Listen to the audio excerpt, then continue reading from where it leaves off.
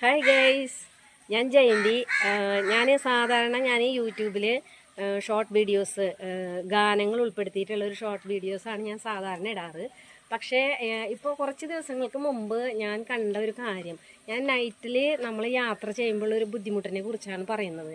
സാധാരണ നമ്മൾ പണ്ടത്തെ നമ്മുടെ ഗവൺമെൻറ്റിൻ്റെ റൂൾ പ്രകാരമുള്ള ഹെഡ്ലൈറ്റുകളാണ് വണ്ടിയിന്മേൽ സ്ഥാപിച്ചേക്കുന്നത്. വെച്ചിട്ടുണ്ടെങ്കിൽ നമ്മൾക്ക് എതിർവശത്ത് നിന്ന് വരുന്ന വണ്ടിക്കാർക്ക് യാതൊരു പ്രശ്നവും ഇല്ലാത്തതാണ്.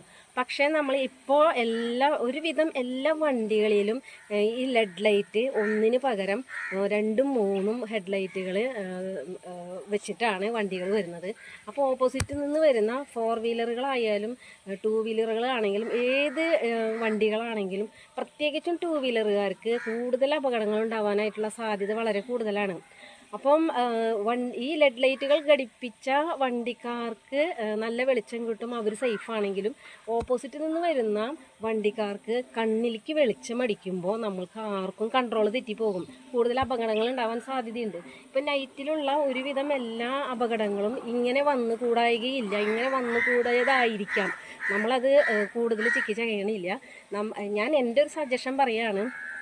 അപ്പോൾ എന്താണെന്ന് വെച്ചിട്ടുണ്ടെങ്കിൽ നമ്മുടെ സാധാരണ നോർമൽ ലെവലിലുള്ള ഒരു ലൈറ്റ് ഉണ്ടല്ലോ, ഹെഡ്ലൈറ്റ്, ആ ഹെഡ്ലൈറ്റ് തന്നെ നമുക്ക് മതി. അത്രയും ആ ഹെഡ്ലൈറ്റിൽ തന്നെ നമുക്ക് വഴിയായാലും വാഹനങ്ങളായാലും കാണാൻ സാധിക്കും.